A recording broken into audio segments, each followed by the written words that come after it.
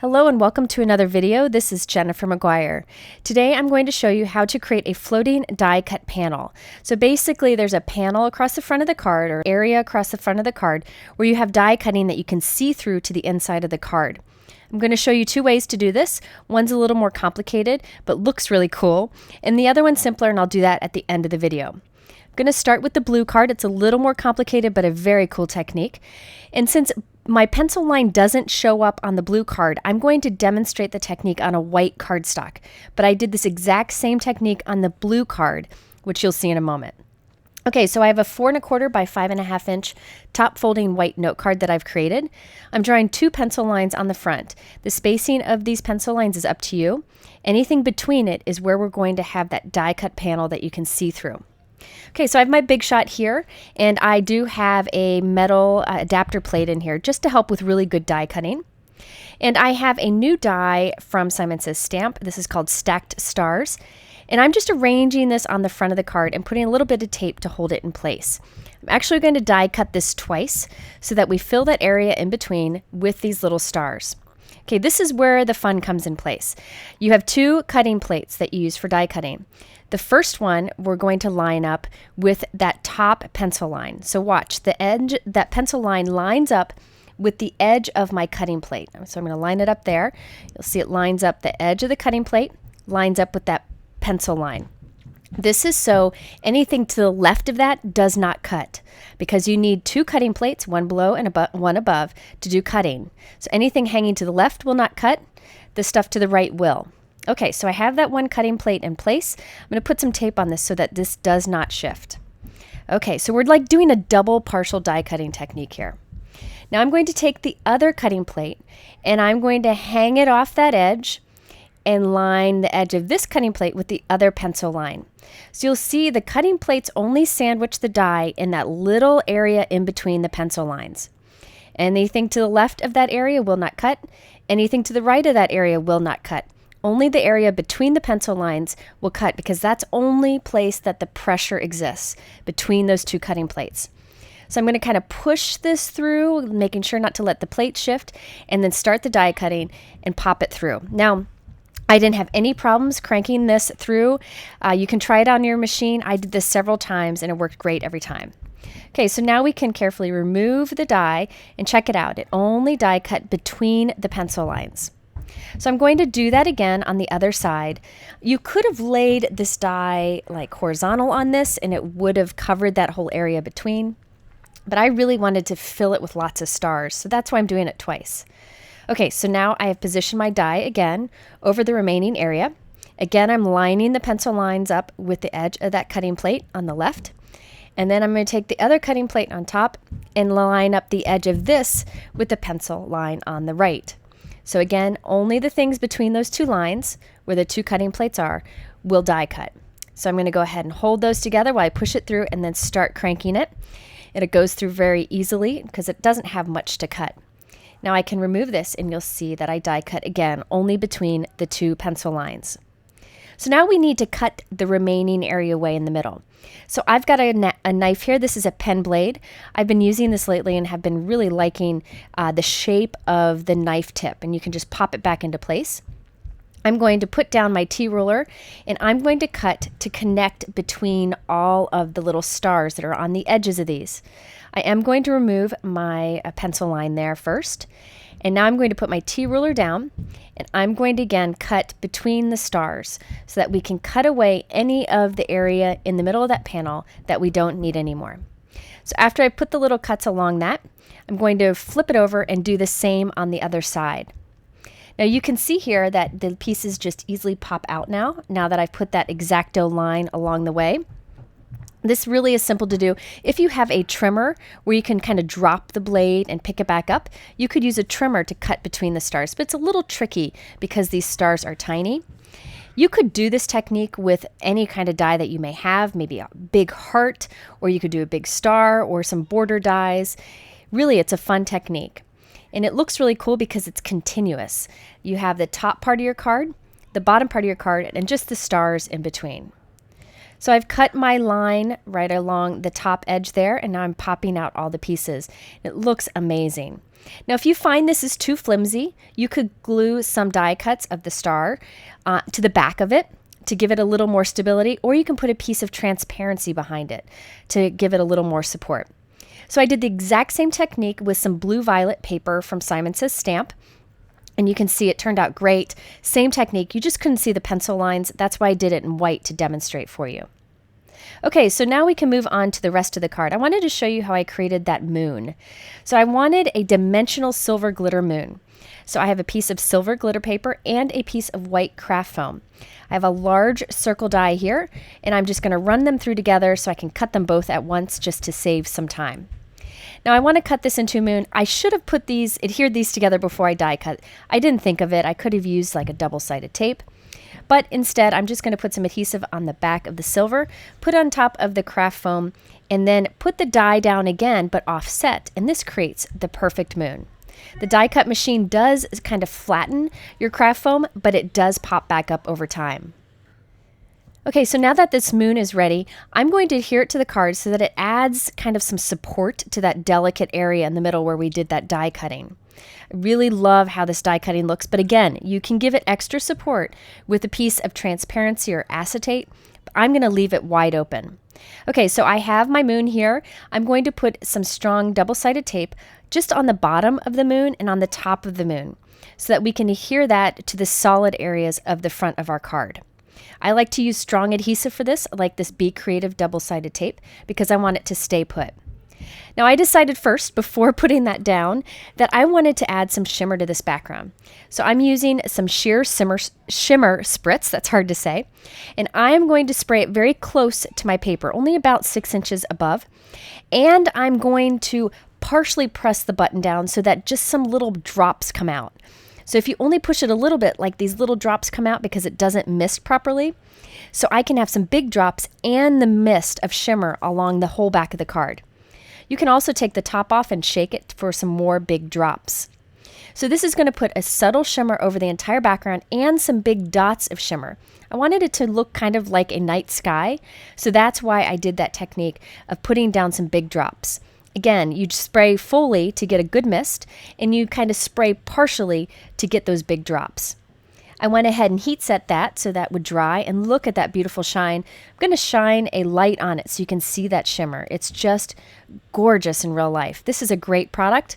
You can get a big bottle like I use here and a refill bottle so you can use this often. Okay, so now I have that double-sided tape at the top and the bottom of our moon. I'm going to go ahead and glue that in place now that we have our shimmer done. And this moon will add a little bit of support to that delicate die cut panel. Okay, so now it's time to add our sentiment. I wasn't sure where to put it, and when all else fails, I just stamp my sentiment on a thin strip of cardstock and add it on top. I've got this great new stamp set from Simon Says Stamp, and it has a message on there that says, "I love you to the moon and back." Putting some anti-static powder tool onto my black cardstock so I don't get the white embossing powder where I don't want it. Stamping my sentiment with Versamark ink, adding some good Hero Arts white embossing powder, and then I'll heat set that. I really like the look of a bold white embossed image or sentiment on black cardstock. Now I have my Fiskars trimmer here to go ahead and cut this down to a thin strip. I really like this new Fiskars trimmer with that metal reinforcement to make sure it cuts straight every time and eliminates the concern of having a wire that gets frayed. And I'll do a review on this trimmer very soon. Okay, so now it's time to add this to the card. I did die cut from that star die that you see on the left, a bunch of little stars. This is gold glitter paper on top of white craft foam, just like we did on the moon, but I did it for stars. I used a star to kind of help adhere the tip of that sentiment banner down to the moon. And then I put little dots of some liquid adhesive on some of the little stars just to hold that banner in place.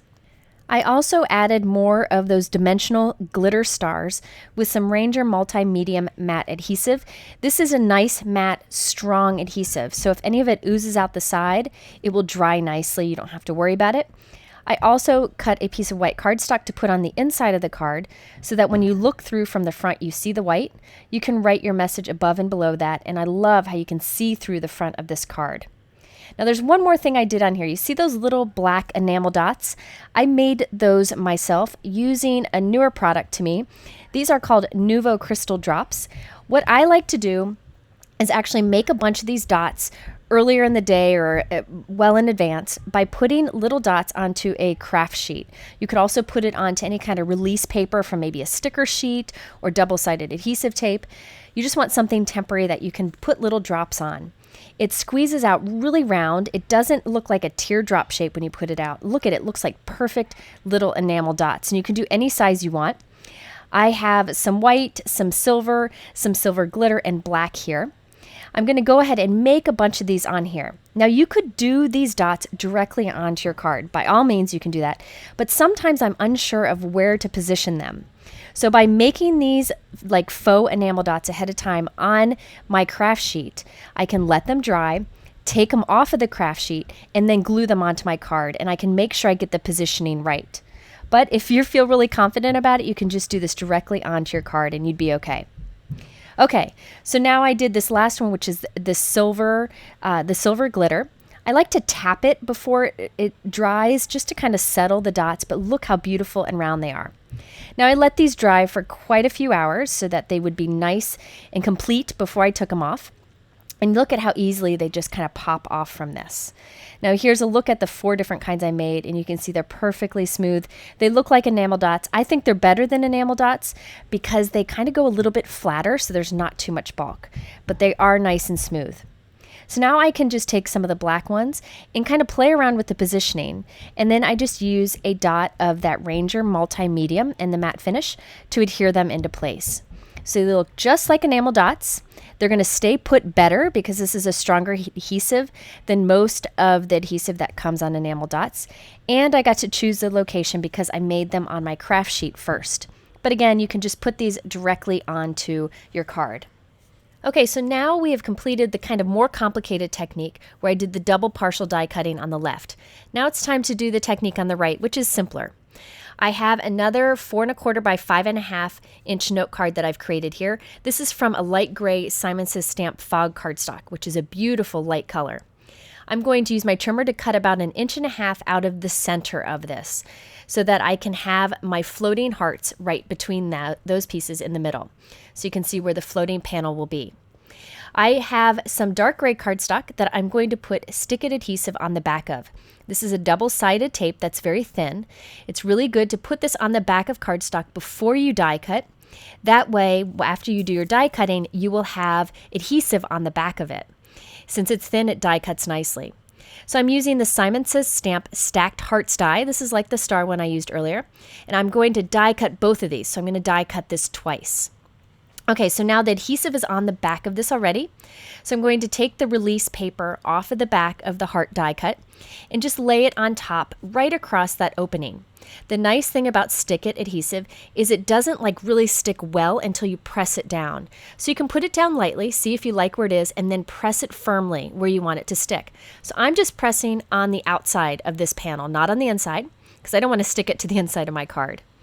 Now I'm going to go ahead and remove that little piece of temporary tape I was using and take the other piece that I die cut and put it back to back with the first one on the inside of the card. I'm going to line those up. It's pretty easy to line up. Now I'm going to press everything down with my bone folder so that it all stays connected and stays put. So we have that sandwiched between those heart die cut pieces, and you have that same floating pattern look. I'm also gluing a piece of white cardstock on the inside so you can see that from the front. So you could do the technique like I showed you earlier or like I did here. This one looks a little bit different, but it's totally up to you. This does save time. Here I'm gluing a die cut pink heart on top of a die cut craft foam heart so it has some dimension. I'm going to put that on the front of the panel. Then I have another pink heart that I die cut. I'm going to glue that on the back of this. So we're sandwiching everything between those two hearts. This gives it even more stability. I decided to die cut a third pink heart to put on the inside of the card so that when you open it up, you see it also. So I have a third pink heart here. I'm going to put some adhesive on it. I'm going to lay it with adhesive facing up onto this other heart. So adhesive is facing up. Now I'm going to close my card onto it. And this will make sure that that heart is positioned exactly behind the other. So you only see it when you open up the card. Just a fun technique to do there. Okay, so now I need a sentiment to go on the front of this. This is the new Uplifting Thoughts sentiment stamp set from Simon Says Stamp. There are some amazing stamps in here. I like the one that says spread kindness, the world needs more of it, every little thing is going to be okay, you are every bit of wonderful. A lot of great sentiments here. You'll be seeing me use this again in the future. I stamped one with Versamark ink on black cardstock, added some white embossing powder, and I heat set that. Going to use my Fiskars trimmer to go ahead and trim that down to a smaller piece, and we'll add this to the front of the card. Now before I glue that down, I decided I did want a silver die cut heart in the center too. By the way, those hearts are from the Simon Says Stamp Heart Duet die set. Going to glue this piece right on top. And I decided not to add any faux enamel dots or anything else to this, but I did want some shimmer over the whole thing. This time I just want a light mist with no big drops. So this time I'm spraying from about 2 feet above, full mist, and that will give you nice even shimmer. I do heat set it with the heat gun so that I don't get any warping on my paper, and check out that shimmer. I'll shine a light on it too so you can really see how the shimmer captures that light. This is a great way to add just a little bit of fun to a card when you want to keep everything else pretty simple. The shimmer really is a big difference, and the more you put on, the more it shows, and I find that it really doesn't rub off, so there's no worries with that. So that wraps up the 2 cards. I apologize that I moved really fast through these. I just wanted to be able to show you both techniques. I hope you'll try this idea of a floating die cut panel. I hope you'll give it a try because it really is fun. Great way to stretch those dies. If you are interested in the products I use, I link them below in my YouTube description. You can also go to my blog at jennifermcguireinc.com, where I'll have more information, including a giveaway. You can click my logo up there to get to my blog. In the middle are 3 other videos that might be of interest to you. The first one shows a see-through panel card design, and then the other 2 show other partial die cutting techniques. Thanks for sticking through this video with me, and I'll see you soon.